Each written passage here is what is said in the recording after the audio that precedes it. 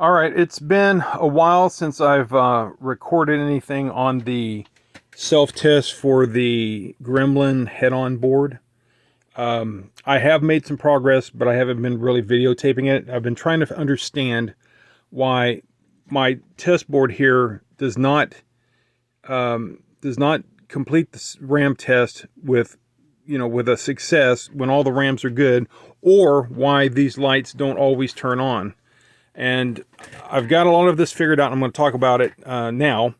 Okay, so right now what I have is I have my test board in there, and this driver here, this transceiver chip here determines whether the self-test will pass or if the lights will function, but it won't do both of them, generally speaking. And it's all based on the technology of this chip. Okay, what I have here is a 74LS245. Okay, so that's the middle of the road guy, and it has average, I guess, drive times, whatever the word is. I'm drawing a blank. Transition times, delay times, right? The delay from the input to the output. That's what I was trying to say. So in this one, if I do a reset, you'll see the screen. I'll see it's running through the tests. Okay, these lights are supposed to be changing, and they're not. The lights are supposed to change to represent the pattern that's being tested. Now, this will run all the way to the end, and it will show that the RAMs are good.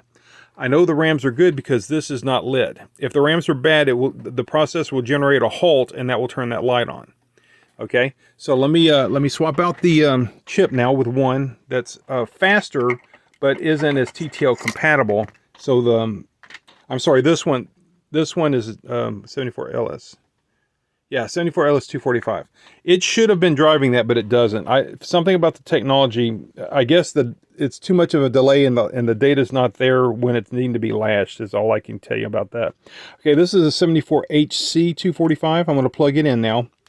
Now, on this one, the speeds are going to be faster.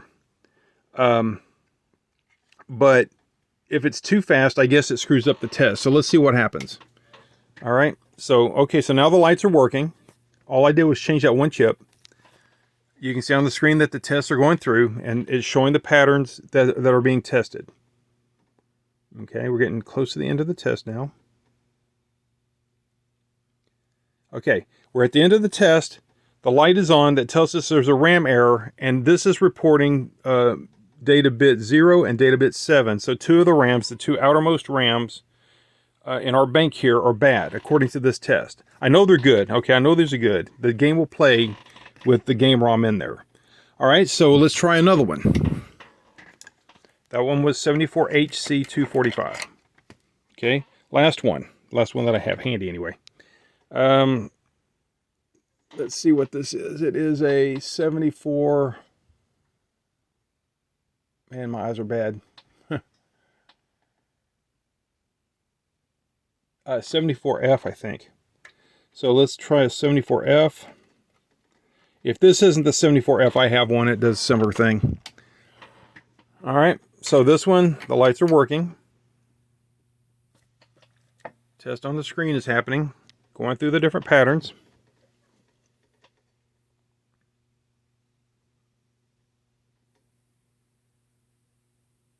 Okay, it failed. Lights on. It failed the test, and the same two D0 and D7 bits are bad. All right, so once I figured out that this was the problem, apparently sometimes it's too fast, and sometimes it's not fast enough, depending on what technology. So, anticipating there might be problems with this board, I had some boards built that basically let me plug a 2716 into the socket where a 2708 goes. And I've got a rendition of the self-test on this, version of it on this. And instead of putting the PC board here, I'm going to put just the processor. Okay. So now, let's run that one.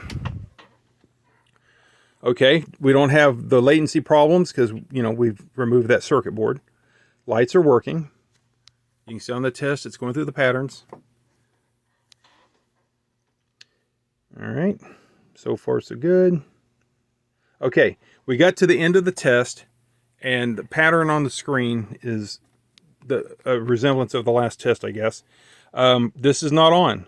None of these lights are lit, so that means the RAM test passed with this setup here.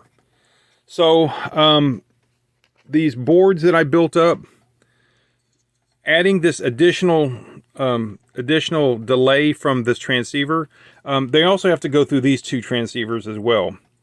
So that's the problem, is there's just too many chips that the data lines have to pass through, and it's screwing up either the latching or the setting of the setting or the reading of the data.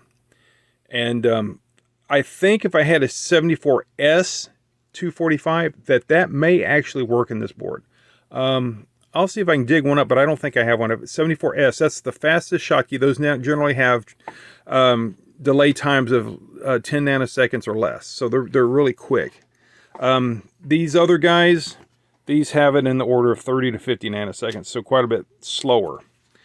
Anyway, so the whole point of this is, I've been fighting this crap for weeks now before I realized, it's probably this extra level of logic that these signals are having to go through that's causing the problem. And I think this pretty much confirms that. So now I can focus on finishing the program. By the way, I'm trying to do other stuff. I'm trying to clear the screen and set the screen after the test completes to indicate, flashes on the screen to indicate that the test passes. And it's not doing that. It must be in an infinite loop. I'm having problems with Z80 coding. I'm getting a lot of times where I have a mistake and it's an infinite loop, and that's probably what's going on here. That would also keep this light from going on because the processor is not halted. It's looping. So anyway, that's it. These boards. I built this board so that I could visualize, what was going on in the test, and also to report the errors. You can't report the errors on the screen if you have a RAM error, because there's no way to display bad data to a bad video RAM. You could display part of it, and it might be legible, but basically there's no guarantee. Like if they're all bad, you're not going to get anything. So this is really the only solution to accurately report what the RAM errors are for this board. Oh, and also, since this is the sound port, if this was plugged into the machine, you could listen to the different sounds that are being played that are active when the test is over. If it's only one RAM, then, whatever these different lights represent for sounds is what you would listen for. And I don't know if all 8 of these have a sound associated with them. I don't know how many sounds this game has. So anyway, that's it. I just wanted to give everyone an update. I do have a RAM test chip that does work, but I'm still developing it. Hey, thanks for watching.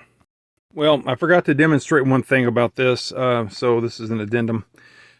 So I have the setup with the 2716 and the processor. This is going to pass the self-test. I want to show that.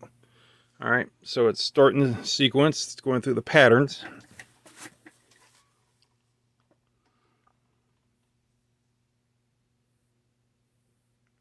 Okay. All right, we're at the end. There's no errors being reported. They're all turned off, and you can see the pattern on the screen is where it stopped, and the halt light is not on. So now let me turn this off. Let me remove, I don't know, like this one chip. It's the third from the end. So that should be D5, I think. Yeah, this should be D5. So I'm going to take it out. I'm going to run the test now with that chip out. This should report D5 as being bad, this light here. Let's see if it does.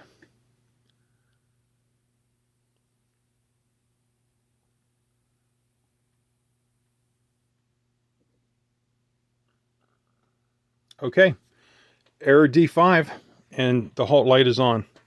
So yes, this test does work. I should have demonstrated that before, and I just thought about it just now. So this self-test is working. I just need to do some work on the screen to represent it on the screen better.